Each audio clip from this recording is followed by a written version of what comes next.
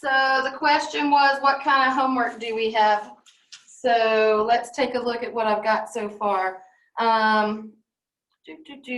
Still out there is just make sure you're reading as you get a chance. So that's all of the pages that we've had so far. There's the Intro to GeoGebra Lab, which is the one we handed out last week. It was a week ago today because we did GeoGebra last Tuesday. So it's due the 29th, which is a week from today. So you still have a little more time to work on that. Just don't leave it till the last minute because like we were just discussing how to use the polygon tool and stuff like that. So if you don't know that and you need a little extra help at the last minute, you don't want to be, you know, scrambling on the 28th because unless you hit my office hours, you're probably in trouble. So yeah, so if you have questions like that, it's good to ask them now, ask them early so that you can get those hit. So do in one more week. And then the homework from last Tuesday that is due today, page 62, 1 through 7, and page 66, 1 through 8, plus a couple here and there. Now, if you are using the reprint, which is the same as mine, and I warned you guys about this, I'm sorry, it's almost impossible for me to tell which is in which book. We just discovered, it was page 56? Yes, 56 okay. And then 64. 64, thank you, ma'am.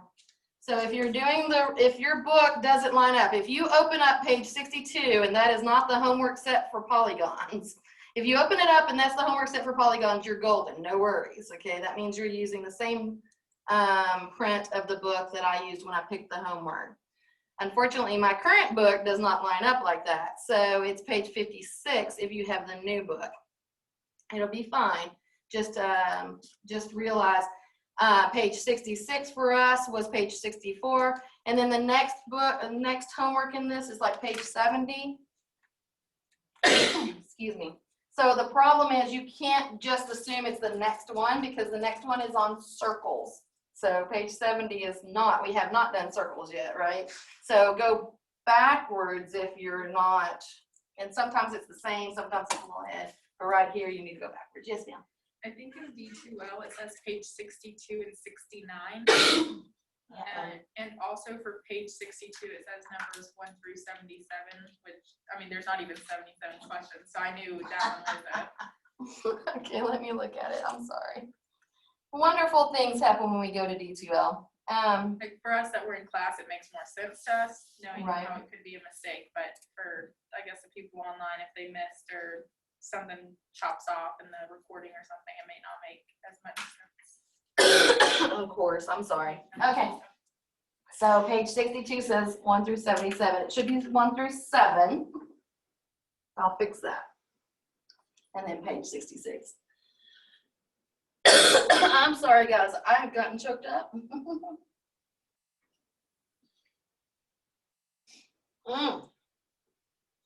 Totally choked myself up there. Swallow and make it better. There we go. Okay. My allergies have been killing me the last 4 days. My eyes are running and itchy at the same time. How can your eyes be itchy and running at the same time? I don't know. So anyway, there we go. And so that's what's due tonight. And then for Thursday is these homework assignments. Polygons. All about polygons and quadrilaterals. Okay. Thank you. All right, there's your homework. Yay. Bless you. I think that what we were working on the other day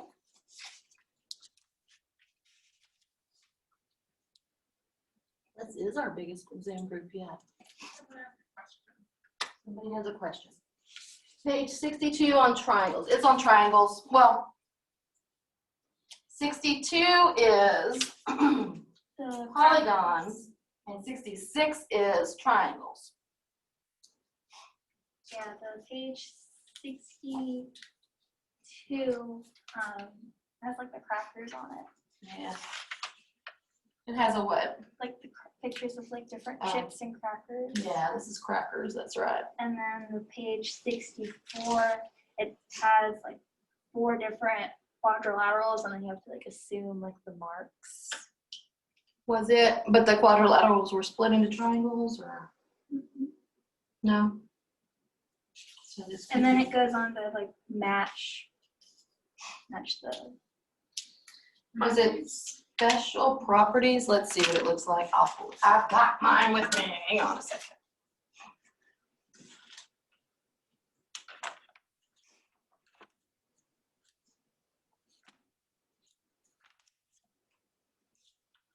All right, so the first one that's on polygons.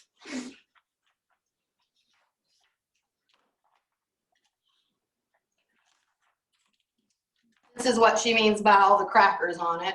It's got pictures of crackers on it. Mine doesn't have that. I did not do that. It doesn't I had have a that. page that had 3 crackers on it, but that was the last assignment. That was page 51 and 57. I did not have any crackers. Oh. Maybe that was page 57. And then so you're thinking that one's already been turned in, maybe? We're not assigned, and then we just got confused in your office. See, that's the matching part that I was talking about. That's the page 66 in mine. 66, which is 64 in my book. Yeah, that was the second assignment That's part. the second. The second set you assigned. And it says triangles and special quadrilaterals. So what does y'all's page 62 look like? Do y'all have a page 62? Still this version right here.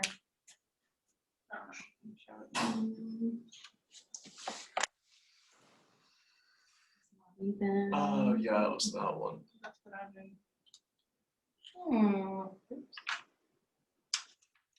That was on scaling triangles. So your cracker one, Oh, 57. page 57. Wait, were we supposed to do the cracker one? That was the last. That was one last I week. signed. So hold on, let's see. Wait, I don't think I even did cracker one last week. She didn't ask us to answer those questions because you know how she assigns like separate parts of it. Yeah. I think for page 57, she said 11 and 16, which isn't the cracker one, but there's crackers on top of that. In the picture of it, I yeah. don't know. So I don't have that homework assignment that you have. That's interesting. That's what's wrong. We don't have that assignment. I bet that they made it triangles and special quadrilaterals and put it together. Give me what you've got and I will look at it and see. That book doesn't matches mine, yours doesn't. Yeah. So there are 2 different print versions out there. That's what we've come to find out, right? 62 is triangles. That's the one in my book. Okay. Digital copy, Elijah says. So give me what you've got on 62 and 66 and I will sort it out, okay? So it's clearly a matter of the different prints of the different book. It's the same book but different printing times and it's causing problems. So to fix that in the future, I might just scan the copy of what I want you to do. And then everybody would have the same thing. So that would save stress there. I don't want the homework to be a stress. The homework is just supposed to be practice problems, right? So don't stress out about it if yours doesn't match up exactly. It will be okay. Is that including the next 3 sets that are due on the 20? Just do Thursday. So just do what you've got in your book. It should be, one should be kites, one should be trapezoids, one should be parallelogram properties, I think. One is to send a picture of the page we were doing. No, I think instead, Mary, what I'll do is I'll send a picture of the page I want you to do, and then everybody can do the same set to make sure that it's lining up. That way it's less confusing. and we only have one set of homework basically instead of two different books going. It'll be okay. That'll help maybe with that process. Okay. All right, that's what's outstanding. I believe that's what everybody should be working on. Are you going to do that for tonight's as well? No, go ahead and give me whatever you've got for tonight. And I will just look at yours and give you credit accordingly. If you did it, if you didn't. Because I'm not going to make that fast of a change on tonight's homework, so. Give me what you got. It'll be all right. Okay. Now, where were we? I believe that whenever we last saw our heroes, that's you guys, we were finishing up with parallelograms. Uh-oh. Mary. Homework for Tuesday next week. I missed. Nope, I haven't assigned anything yet. You're good. All right, so we were finishing up on parallelograms. So we had started working on the properties, and this is the last picture that I had, I think. And we were talking about that. The properties that we were working on, we had opposite angles and parallelograms are congruent. So like here, 6 and 11 are congruent, and 4 and 13 are congruent. And we use the fact that we have two different sets of parallel lines to move the pictures so that we could see opposite in alternating interior and stuff like that. So go back and view last week's videos if you're not sure how we got there. But we came up with that property. We had consecutive angles of parallelograms are supplemental.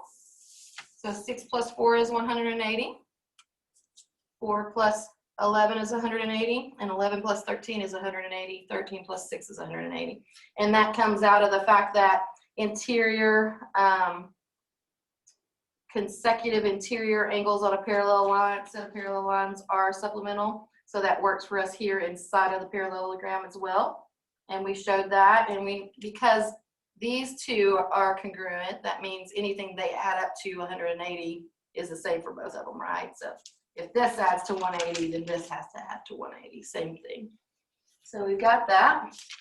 And the next property, and I think this is the one we had just finished, opposite sides of a parallelogram are congruent. Isn't that the one we had just done, I think?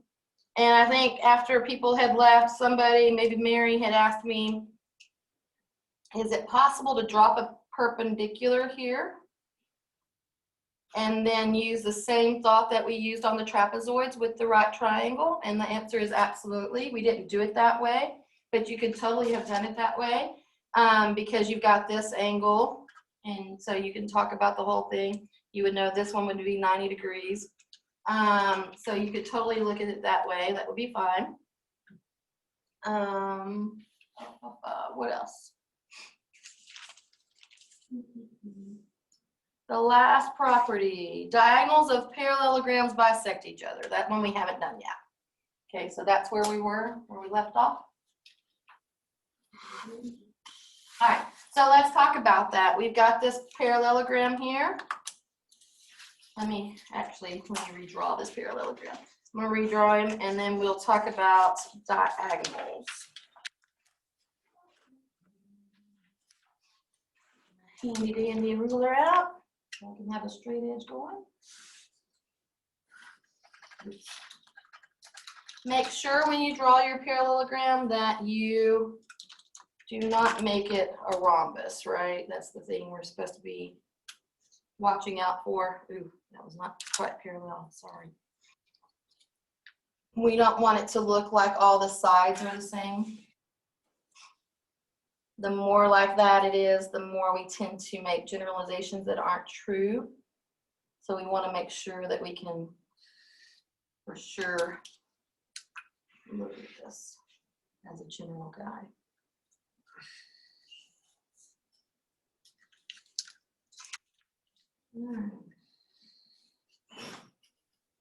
Now, as I draw my diagonals here, just for funsies, we could measure them, okay? Now, this isn't part of my proofing process. It's just so that I know. This guy right here is about 3.5 inches long. And this one right here is almost 5 inches long. Okay, so those are not the same lengths. Everybody agree? If I had a square, my diagonals would be the same length because everything would be equal measure. But because this side, this set of sides, is shorter than this long side, my diagonals are not the same. That's what's going on there. So we'll just watch out for that. But what we're thinking is, what we're supposed to be looking for is diagonals bisect one another. Diagonals of a parallelogram bisect each other. And again, bisect means Split to 2 equal parts. good, cut it in half, cut it in 2 equal parts. Everybody agree? So what we think is this part right here is going to be equal to this part right here. I'm going to call him A, B, C, D. And let's call this intersection point in the middle E, just so that we can have a name for him. And why don't we go ahead and give those angles in the middle names too. So we're up to 16. I'm going to call him, well, actually, we probably need smaller angles now, but we'll deal. Okay, 17, 18, 19, and 20.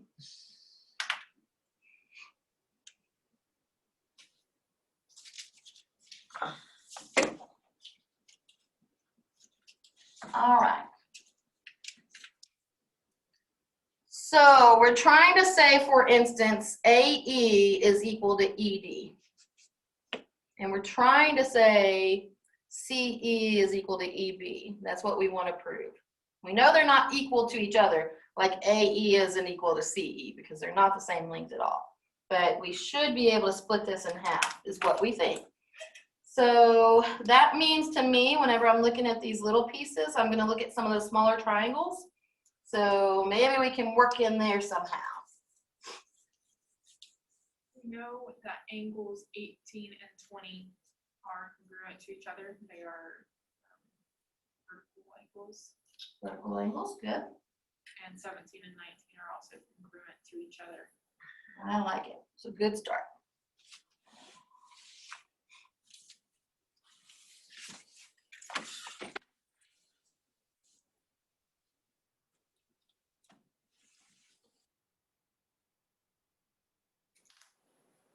What else do we know?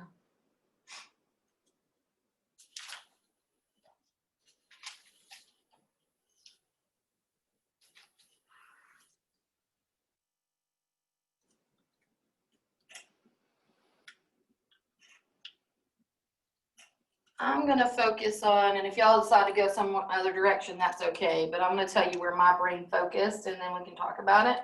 So when I see this picture, my brain focuses on this little triangle here, ACE, and this little triangle here, BED, ace and bed. Okay. So as I look at these two smaller, like kind of outside triangles on the left and right hand sides, I'm looking to see if these are congruent, right? Congruent triangles. Because if they're congruent triangles, then I can put their corresponding parts congruent, okay? So we've got these interior angles here, these center angles here. We know that angle 4 is congruent to angle 13. Okay, now that was the big angle 4 here, right? And the big angle 13. So is there something we can do to, because that's bigger than the angle that I need? Does that make sense? So is there something we can do to smash that down and look at just those, the smaller angles? Since it's bisected, putting both of those, so 4 is equal to 13, and half of 4 is going to equal half of 13, or is that jumping too many steps? Now, so we have to be careful, and I think my picture shows it. This isn't, the angle is not bisected. Okay. Okay, because this portion down here at the bottom is bigger than this little bitty guy up here. So I can't say it bisects the angle, only we're talking bisecting the diagonals. Oh, okay, so your sides are the same, just not angles. Right. That diagonal is going through the parallel lines. And how does that help me, Alexis? Wouldn't it be 4 is the congruent to the upper part of 13? Okay, so I think I heard the bottom part of 4 right here is congruent to the upper part of 13 here. And that's because this is parallel lines here, and this is a transversal going through it. And Yes. because that transversal is going through it, those would be alternate interior angles. Is that what you were after? Yes. Okay, cool. All right, so this big portion of 4 and this big portion of 13 are indeed congruent because of alternate interior. Everybody agree? All right, so I'm gonna give them 3 hash marks. So now we got 2 angles inside these 2 triangles. By the way, we could use the same thought process she just had to talk about the upper portion of 6 and the lower portion of 11, right? Because these are parallel and this line is a transversal. So you could have done those instead. But I don't really want angle, angle, angle because that's just similar, right? So I need a side. I gotta have a side. Uh-oh, I see something. Mary says transversal opposite interior angles. Yep, that's what we just had. Good. I'm glad multiple people are seeing it. If BC is bisecting AD, that's what you kind of have, then AE is going to be equal to ED. Okay, so here's the interesting part. Because I'm working on this triangle right here, and I want a leg to be congruent to one of these legs over here, the problem is we're trying to prove the diagonals, right? That those are split in half. So I can't use the diagonals. So what other side is there on those triangles? BD and AC. And what about those, do we know? Okay, and I'm hearing and Mary saying the 2 vertical parallel lines are the same. Exactly. Okay, so what we're saying is this distance here is the same as this distance here. We proved that on Thursday, right? Back here. Opposite sides in a parallelogram are congruent. Yeah, so now that we have that little piece of information, we're going to use it here. Okay, these 2 are congruent. So now I have angle, angle, side. Angle, angle, side. Or if you'd done this one up here, this little guy with 11, you could have angle, side, angle. If you'd done that one instead, that would work out. Angle, angle, side. Is that all right? All right, I like it. So yes. Or angle, side, angle, whichever way you saw it, it's fine. Just show me your work. You'll be okay. So yes, now we can say those 2 triangles are congruent, right? Triangle, let me see if I can get it in the right order. ACE is congruent to triangle. We went from the 3 hash marks down, so I'm going to go from the 3 hash marks up. DBE.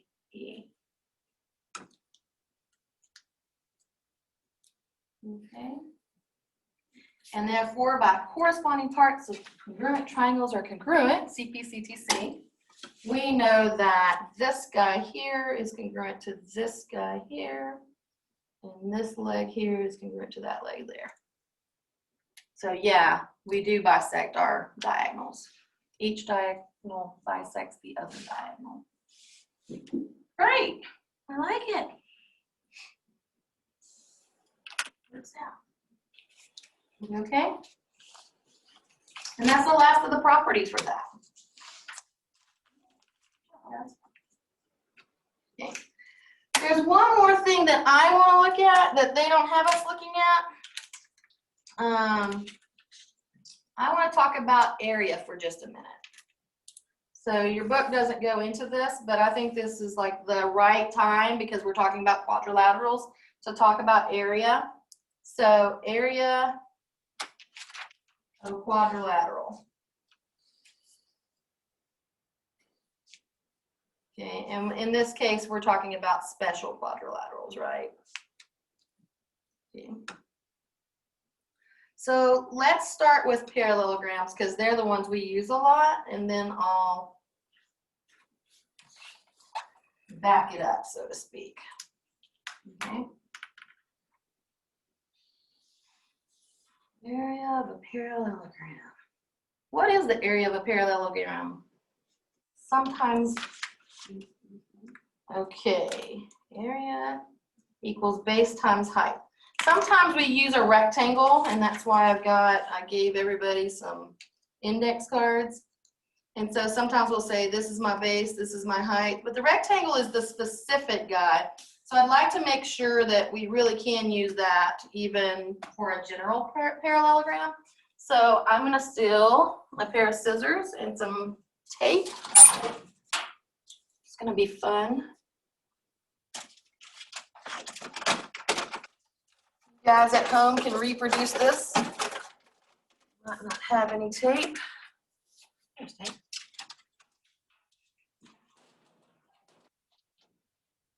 And what I'm going to do is I'm going to use my straight edge.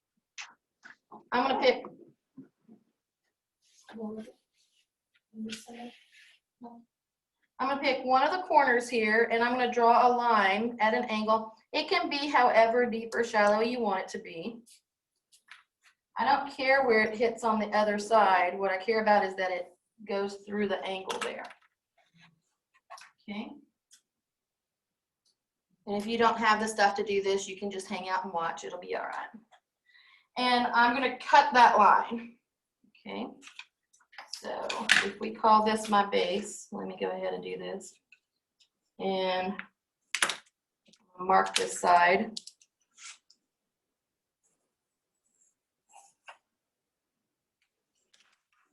We can see it because it's not showing up quite well on my document camera.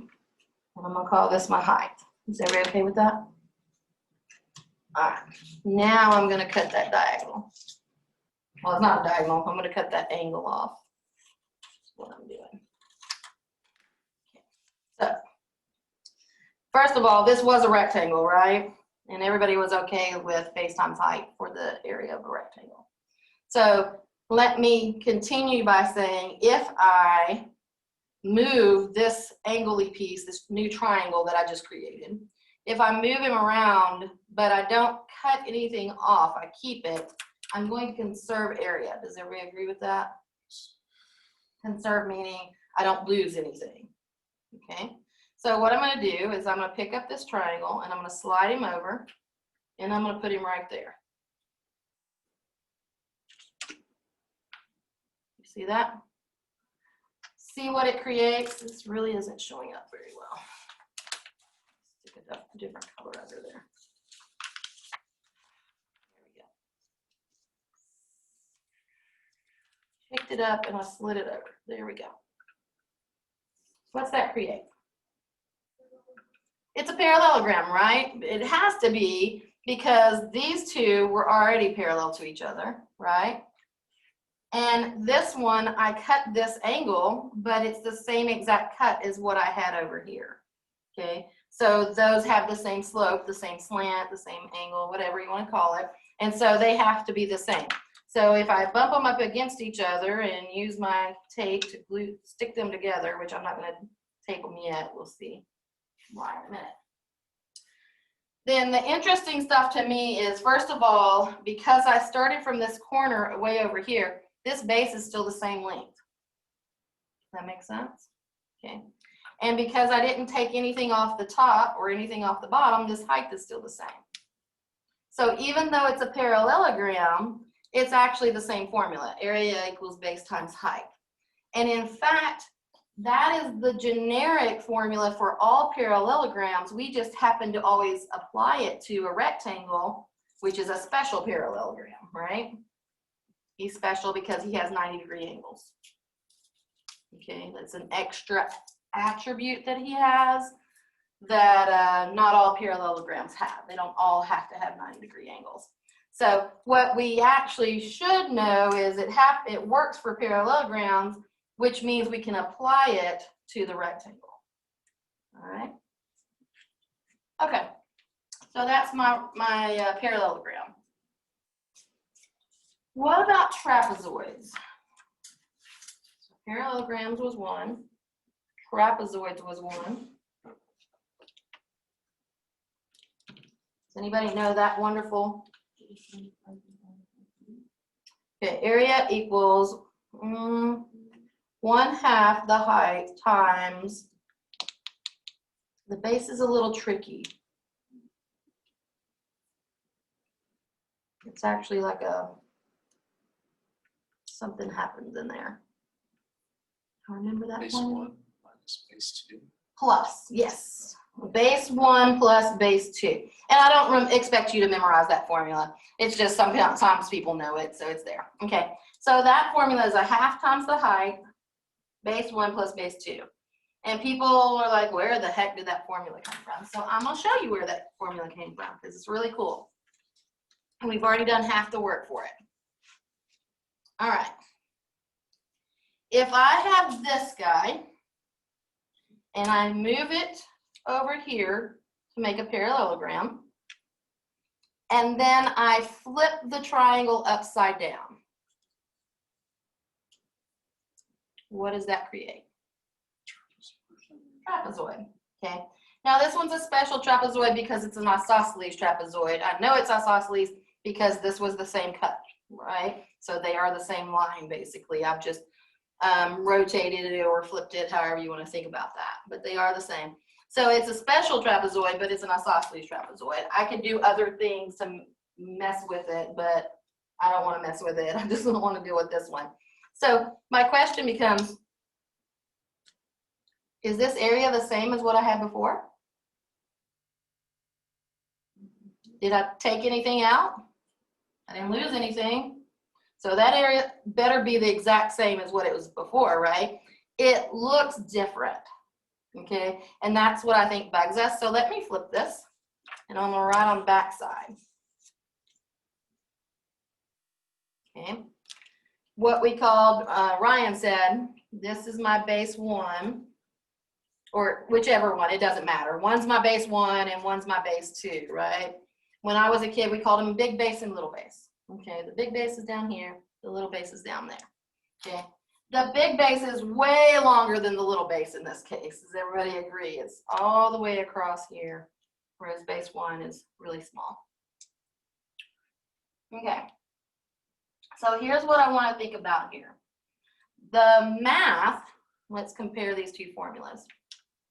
The math here, both of these have height in them, right?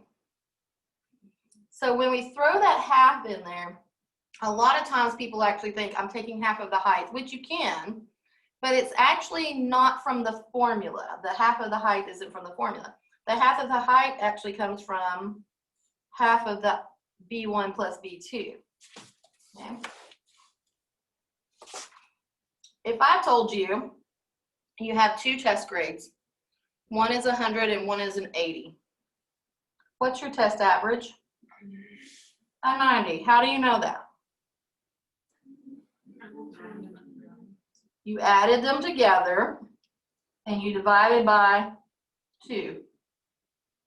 So what this formula is doing here is it's averaging the bases.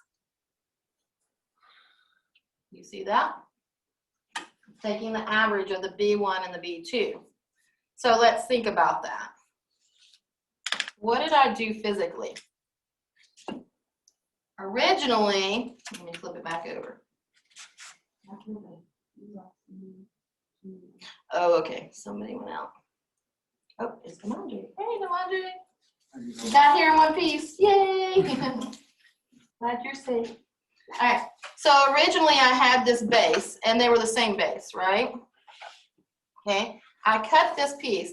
This little base, I took a chunk off of it. Everybody sees it's this distance right here. That's the chunk I took off of this base.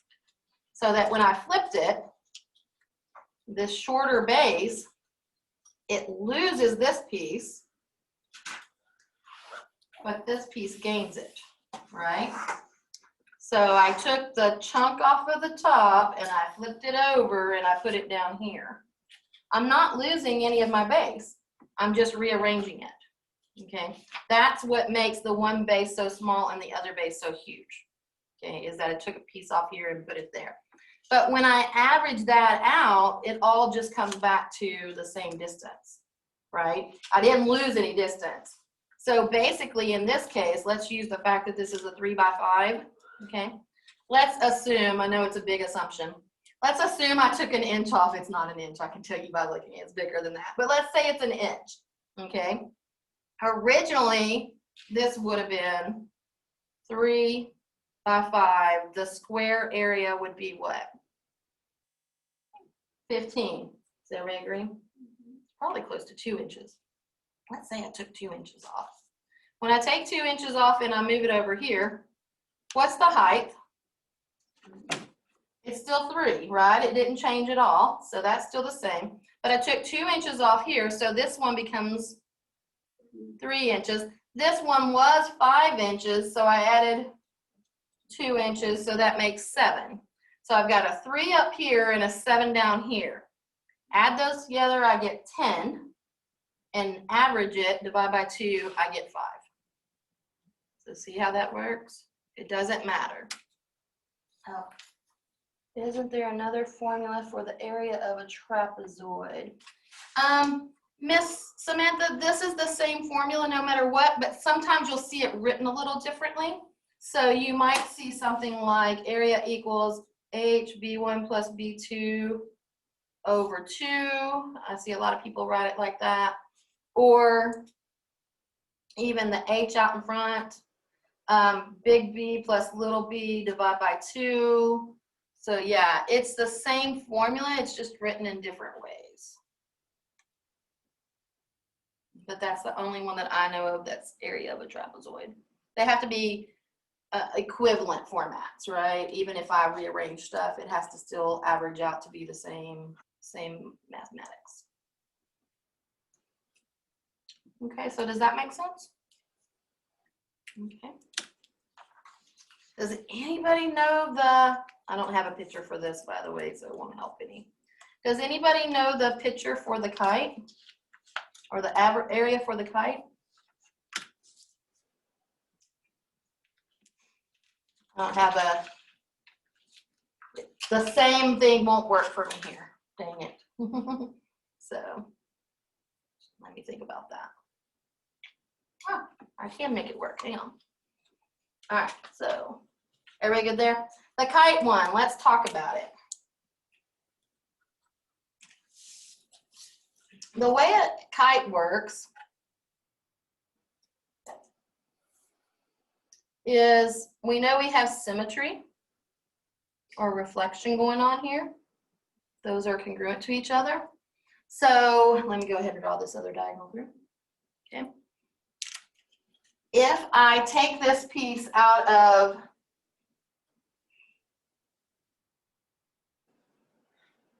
Yep, hold that thought. You're good, Samantha. Okay, if I take this piece out of I probably have to just make a new one on my index card. If I take this, what I would do is I would pick up this piece right here and I would put it right here. Do you see how that would fit in? It would fill that slot. And then I do the same down here. Instead of putting there, I would like rotate it around and it would fill in this slot. See that? Now they'd be gone from down here, but what do they make whenever you fill in the slots? It's a rectangle, isn't it? Okay, so it ends up being a rectangle. So what Miss Samantha just said was for the area, what you want to do is you want to do diagonal 1 times diagonal 2. Now, she gets that because the overall rectangle here is the length is this diagonal and the width is this diagonal, right? It doesn't matter which one you call diagonal 1 or 2. Okay, so we make the bigger rectangle, and then once we've got that, we move this piece and fill in, and move this piece and fill in. And what do I have? Half of this original rectangle, right? So she said diagonal 1 times diagonal 2 divide by 2, and she's exactly right. Okay, so figure out how big that rectangle is that the kite would have taken up, and then flip the pieces around, and look, I've only got half of the original rectangle. That's what that is. So I can't use that same index card for that one, but if you wanted to, I feel like we probably could. We could flip this guy in half. I need a new, I was trying to make my trapezoid work, but the kite's just so weird, it's not gonna work, so. Is that okay with everybody? Good. So I've split my rectangle in half. I need another diagonal, and it needs to not be the same distance, right? So I'm gonna do like that. Okay. Here are my 2 diagonals.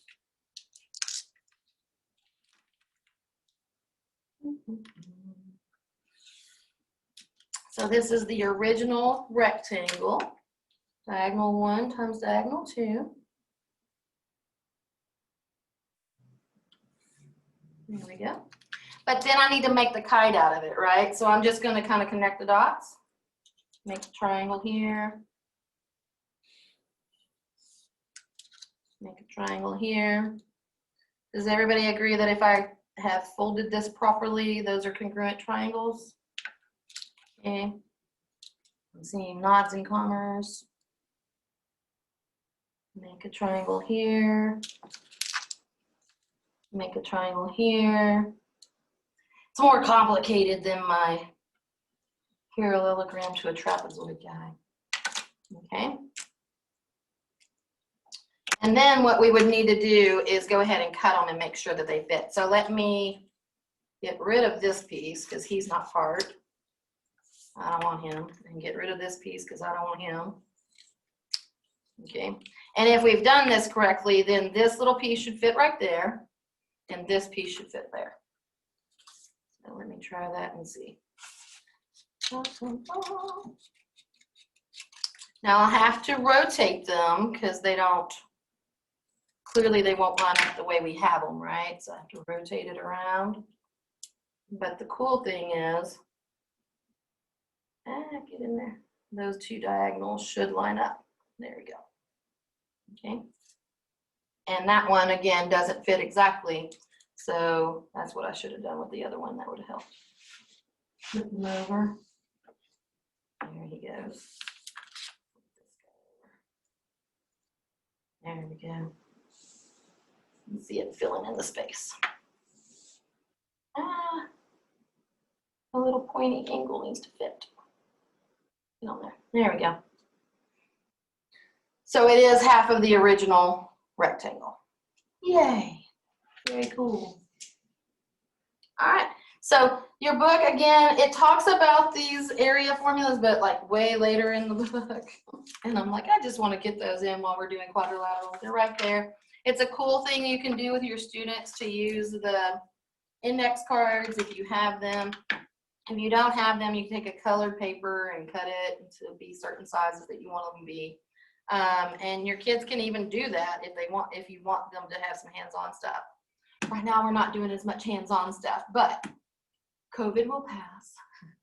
And sooner or later, we will be handing things to students again to use. It'll be awesome.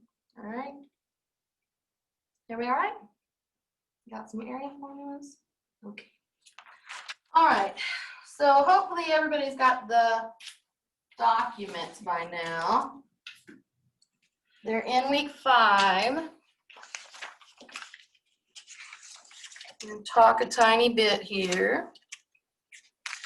I mentioned that this week we're going to proofs, right? Oh, proofs. Woe is me. Y'all can do it. It's awesome. So the first one I'm going to look at is flowchart thinking. Now, last week we did a paragraph proof or two, right? Which is just literally you write out what you want to say and then you give the reason why. Okay. So, and then I said, there's also flowchart proofs. So this one says lesson 4.7, flowchart thinking. There's also flowchart proofs, but I'm never going to require you to create the flowchart on your own. It's always going to be a fill in the blank kind of situation. On a test, I'll even tell you how many blanks, so you know how many answers you should have. Okay, so let's talk about this one. Complete the flowchart for each proof. This guy right here looks like a line, parallel lines. Okay, you know that PQ is given. That's how I know it, right? PQ is parallel to SR. That's these guys out here. Those are my parallel lines. PQ is congruent to SR. So see, they've got the double hash marks. Sometimes, by the way, they'll tell you things, but they don't mark the picture. Or sometimes they'll tell you to draw the picture, okay? So you would need to know, okay, this is a quadrilateral, PQRS. So you would draw it, and then you would fill in the stuff like they've got it here, okay? So what they want me to show is show that SP is congruent to QR. This guy is congruent to this guy. But I have to show it in the way that they want me to show it. So I need to follow the thinking process of this person. So the first step that they have here is PQ is parallel to SR. How do I know that? What can I write to fill in a blank? It's given. It's given. It was right there, right? Given. That's exactly right. And then, so the way that they do this is what's about to happen is these three things, whatever they are, they're going to build together. They'll build together, and I can tell the next step is they're telling me that a triangle is congruent to another triangle. So whatever this is, it's going to build some kind of triangle congruency theorem. You see that? So this is going to be three things here. One of them is something that's given. Well, we already used PQ as parallel to SR, so what do I have to write there? PQ is congruent to SR. Because that's also given, right? Okay, use that piece. And anytime you're working on one of these, they're not going to just give you a whole bunch of stuff you're not going to use, right? So that stuff's going to be given for a reason. I want it in there. What does that tell me? PQ, and notice that they're trying to say PQS is congruent to something, triangle. So they're looking at PQ and SR as two pieces in these two hopefully congruent triangles, right? That's a side. Does that make sense? So right now we have one of the sides is congruent to one of the sides in the other triangle. I don't know a dang thing about what this middle guy is, but let's keep going. QS, that's the diagonal. It's congruent to what? SQ. Itself, right? SQ, okay? And for some reason, they usually write them backwards. If you wrote QS is congruent to QS, it would be fine. But it's congruent to itself. Why are they giving me that piece? The two triangles share the side. Yeah. That side is a side in this triangle, and it's a side in that triangle, right? So it's one of the sides. I need to tell you it's congruent to itself, okay? So that would be what? Yeah, it's like the identity, or you could just say same segment. Identity of segments. I think in the list that I gave you, the word bank and all the postulates and stuff, I think it calls it the identity of something. So look for it there. Absolutely. So now I have two sides.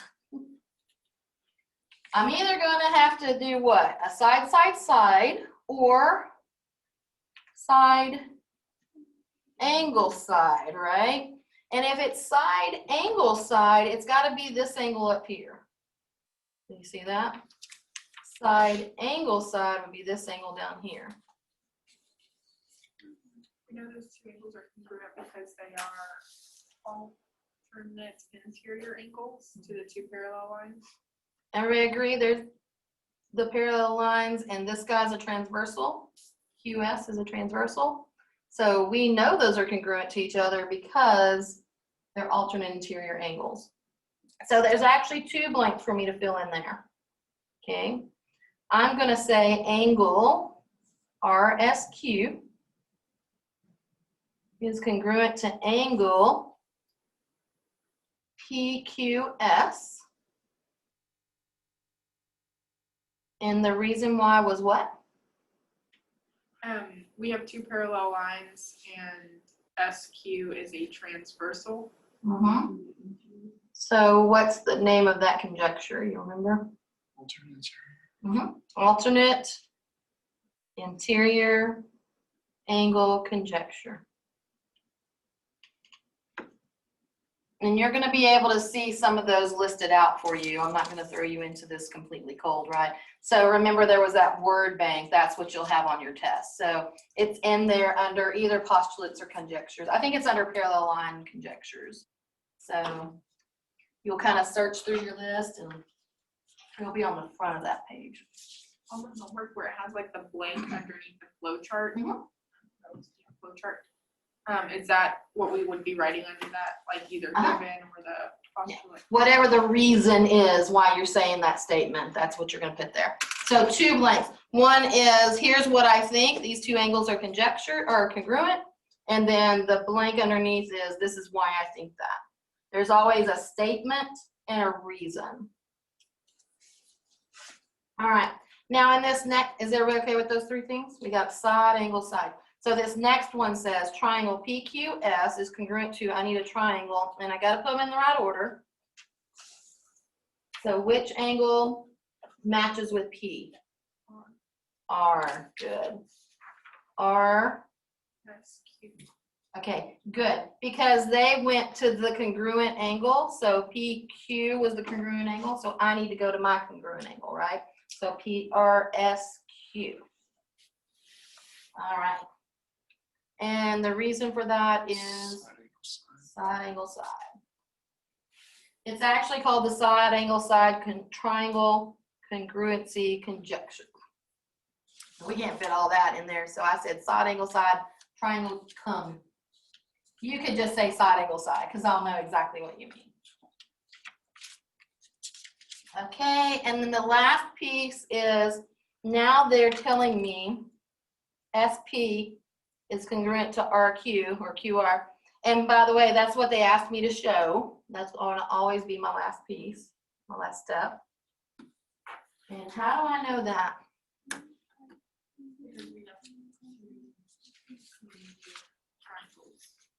I have 2 congruent triangles. These are, I heard, corresponding parts, right? And that's called what? CPCTC, yeah. Corresponding parts of congruent triangles are congruent, CPCTC. It's on your word bank at the very bottom of the first page. Corresponding parts of congruent triangles are congruent. Ooh, that's fun. I'll pick it up. Go what? Special angles on parallel line proofs. Is that Oh. one thing or? No. The word banks that you got like week 2 maybe. It's, they're holding up purple. Might not have been one of your days here.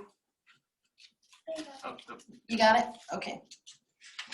Does everybody have one? You got a word bank? Okay. If you don't have it, if you're not in Commerce right now, you can go to the, I think it was week 2 that I put the word banks up. It might have been week 1.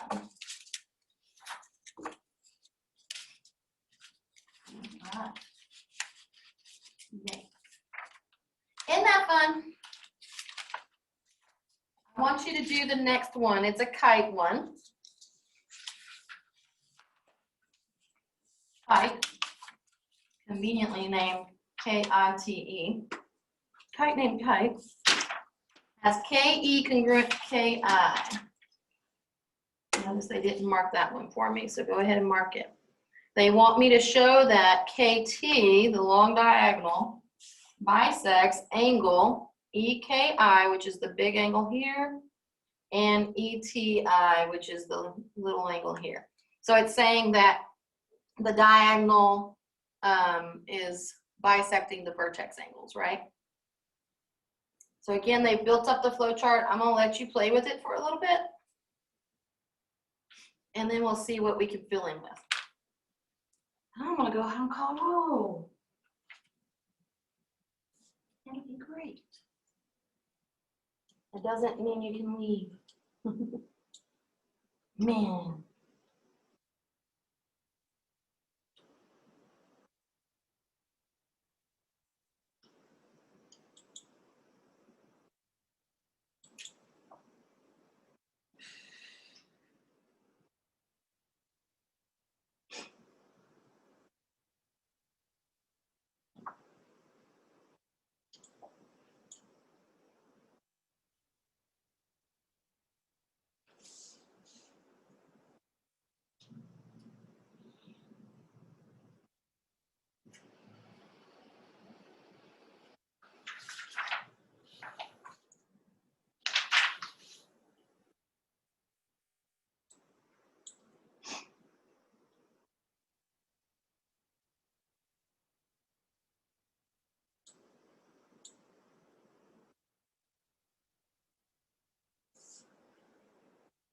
Wow. Good deal, guys.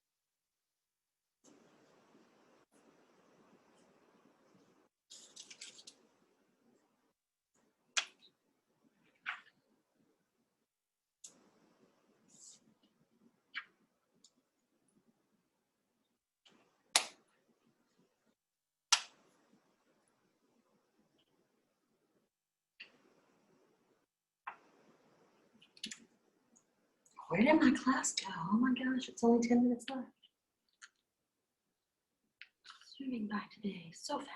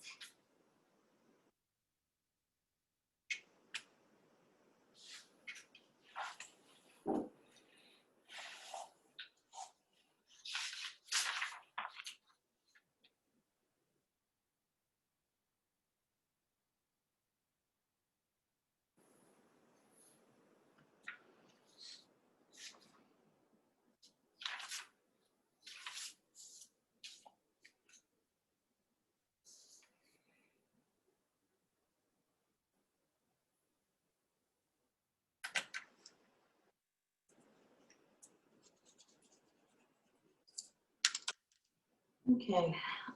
I know this is only the second one of these flowcharty things we've done. You'll start to feel kind of a pattern to them, a rhythm for them. The more you do them, the more likely you are to see the process. And if it's stressing you out at first, don't worry. It takes practice for you to know, oh, I need to pick this. I need to look at that. I need to think about that. So what you'll notice on this particular page is they're using a lot of triangle congruency stuff. Okay, and we do that a lot. So for instance here, they start with kite is a kite. That was actually given, right? I'm just telling you, hey, it's a kite. It's like, hey, it's a parallelogram. Hey, it's a trapezoid, okay? If I know it's a kite, I can assume all the properties that I know about a kite, except for the one I'm trying to prove, okay? So for instance, they say KE is congruent to KI. Well, that was also given, but they don't talk about the other two legs of the kite, the other two sides of the kite. But what do we know about a kite? It has how many sets of congruent legs? Two sets of congruent sides, right? So they tell me KI and KE, but I also know IT is congruent to ET. Does everybody agree with that? Okay. I know that because it's a kite. Okay, so it's part of the definition of a kite. IT is congruent to ET. That's these two sides. And for my reason, it's the definition of a kite. A kite has to have two sets of congruent sides. So that's definition. Here, let me zoom a little bit. I'm getting some ebooks.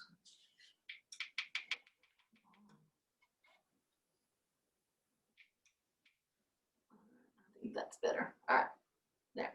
Okay, so IT is congruent to ET, and I know that because it's the definition of a kite. Okay, now again, I see in the picture, look, I got two sides congruent, and I'm thinking about, I see they're about to give me a triangle congruency, right? Okay, so I'm thinking about all the different triangle congruencies I have that have two sides in them, and it's either side, side, side, or it's side, angle, side. Everybody agree? Those are the two that I'm going to have to do. And I can't use these angles because those are the ones I'm trying to prove are bisected, right? And unless I have something about I and E, I probably can't use them. But what? KT equals TK. See, it's the same idea from the last one, isn't it? This guy is shared between the two triangles. It's a shared side. So I can say, oh, that guy's congruent to itself. And so Ryan says KT is congruent to TK. And he's absolutely correct. It's definitely congruent to itself. And it's the same reason. It's the same segment. It's got the identity property, whatever you want to say there. Okay. So a minute ago, we did side, angle, side up there. Now we're going to do Side, side, side, side, side. Side, side, side, triangle congruency. You don't have to write all of that if you don't want to. Side, side, side is sufficient. I do need to make sure I get the triangle correct here. So this is congruent to triangle KIT. Good. You just have to make sure that it started with K, it ends with T, so the I needs to be in the middle. Okay, I've got two triangles that are congruent. ETK is congruent to ITK. Well, that's this guy, ETK here, ITK. So they're trying to tell me those two are congruent. How do they know? CPCTC. Those are definitely corresponding parts of congruent triangles now. As soon as you get that triangle congruency, boom, CPCTC. It's almost always the next step, right? Okay. And then they leave me two blanks here. So I need the statement and the reason. What were they trying to get me to? Okay. Angle IKT is congruent to EKT. Good. Angle IKT is congruent to angle EKT is what I'm being told. And it's because of what it said they wanted me to show, right? Show that both of those angles are bisected. So I need to say, okay, then the little halves are equal to each other. And what's the reason for that, Demondre? Because you have both triangles are side, so you have both triangles are congruent. So making K, angles IKT, EKT congruent. because once you have triangle congruency, you can say corresponding parts of congruent triangles are congruent. There you go. CPCTC, absolutely. And so now they're saying, they told me the reason in the last step. This is kind of funny because so you just have to be aware. We haven't quite said what they asked me to say. Okay. We said these two angles are equal to each other and these two angles are equal to each other, right? But we didn't say, so therefore KT bisects those two angles. Okay, because those two little pieces are equal to each other, that angle must have been bisected, right? And look, they gave me definition of a bisector. So that kind of tells me what they want me to say. So if you have one extra step, go back and look and say, oh, we didn't say KT bisects EKI and ETI. I didn't quite say it. We know what that means. We know that the little angles being congruent to each other means that we bisected that angle, but we didn't say it was bisected. So that's almost always, there's like one little extra itty bitty step to say exactly what they wanted you to show. Okay, so I'm out of time. To a minute and a half. So I would say between now and Thursday, what I want you to do, and I'm not making this a homework assignment yet, I just want you to look at these. Everybody should be able to do this parallelogram one because we've actually worked through this, but see if you can do it on your own. See if you can fill in. The boxes are going to be your statement, what you're trying to say, and then the line is going to be the reason why you can say that. Okay, so see if you can fill in that, and then there's a back side of that. Don't worry about the back side. We'll talk about that next. See if you can start working on 5.7, proving quadrilateral properties. Okay. I feel like you should be able to start playing with those a little bit. We're doing the back of the sheets. Hmm?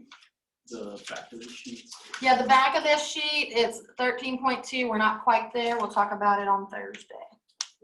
Okay. There's also out there this extra special angle on parallel lines proofs. Okay. So this is what we're going to work on Thursday. We'll start looking at them. We're going to prove those vertical angles are congruent to each other. We're going to prove alternate interior angles are congruent to each other. Some of it we'll do in class, but whatever we don't finish, we'll be due next week. Your test is on the 8th. So maybe I'll look and see what I put. Maybe on the 6th, but we'll make it due before your test so that you can have mess with proofs before. Okay.